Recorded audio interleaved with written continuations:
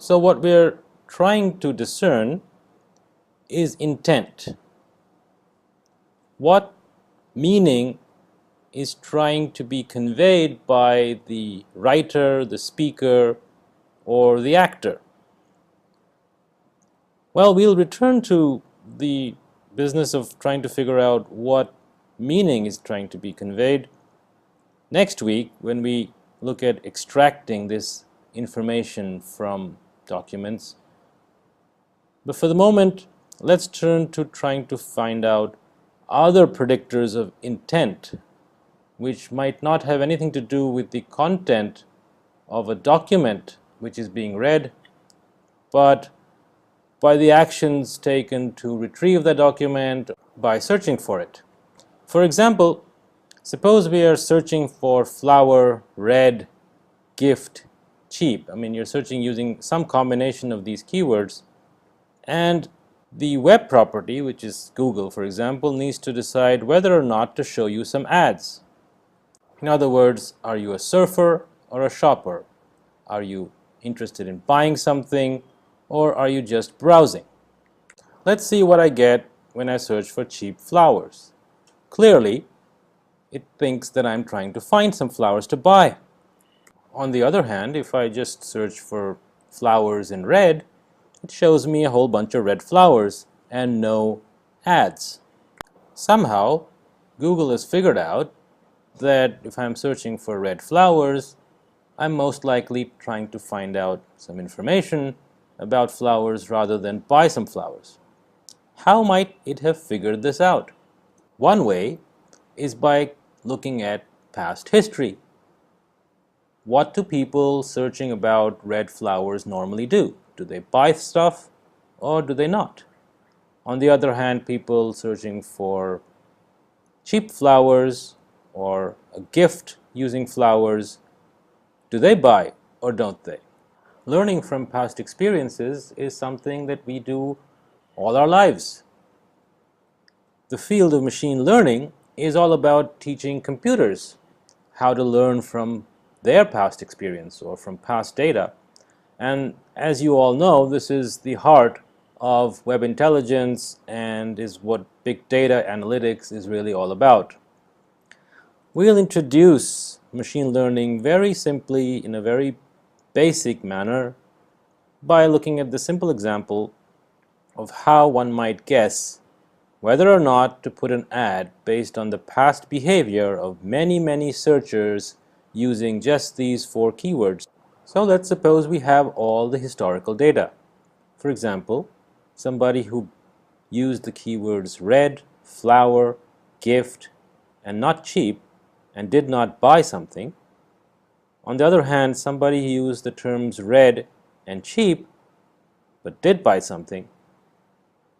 And at the same time, there may be people using exactly the same combination, such as red, flower, gift, but they bought something, whereas in this case they didn't buy anything. So you have all this data from which you want to learn whether or not you should put an ad given the fact that somebody is searching with some combination of these 4 keywords. In the language of probability theory, what we really want to figure out is the probability of a buy action given values, yes or no, for whether or not the words red, flower, gift, and cheap are present or absent in the query. In other words, we're trying to find the conditional probability of a buy given the values of these 4 random variables. Let's see what we really need to do. For each combination of keywords being present or absent, for example, all yeses, 3 yeses and a no, 2 no's and 2 yeses, we have the probability that there's a buy, and we would also like to figure out the probability for the same combination that there is not a buy. Let's see how we might do this using the data that we have from past history. Notice that this is a summary table with one entry for each combination, whereas our historical data probably has millions of entries for each combination. So this probability is computed by adding up appropriately the data from our historical transactions. Let's look at this pictorially. Suppose we have n instances or n historical queries. In our cases, they had the keyword red. In F cases, they had the keyword flower. Similarly, G for gift and C for cheap. And for K cases, there was actually a buy action, and for n minus K cases, there was not a buy action. Well, let's try to find out what the conditional probability of a buy action is given that query had all the keywords present. So the query lies in this piece of this diagram because all these ovals are overlapping for I cases. The denominator is the set of all transactions which actually had a yes for R, F, G, and C. So it's R plus F plus G plus C. So this becomes the conditional probability of a buy given R, F, G, and C are all yes. Similarly, this part of the diagram, J, indicates those transactions, or the number of transactions, which had a no for exactly the same combination, R, F, G, and C being yes. So J divided by R plus F plus G plus C is the conditional probability that buy equals no given the combination all yeses. So it appears all we need to figure out is all these values for every possible combination, and we should be able to decide whether or not to put an add in front of a particular query sequence.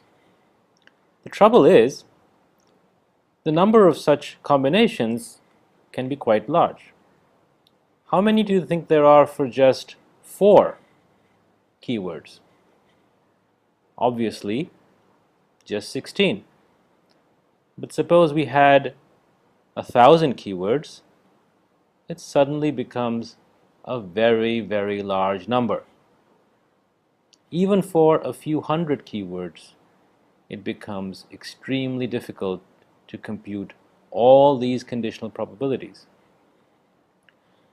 More importantly, when the number of keywords gets really large, there will be many combinations for which you never actually have any history. For example, you're quite unlikely to find a query which has red, flowers, and say MapReduce, web intelligence, all in one query. You will just not have such history. Nobody would be searching for this combination. So even if you had infinite computing power, you simply don't have enough history to compute all entries in this conditional probability table.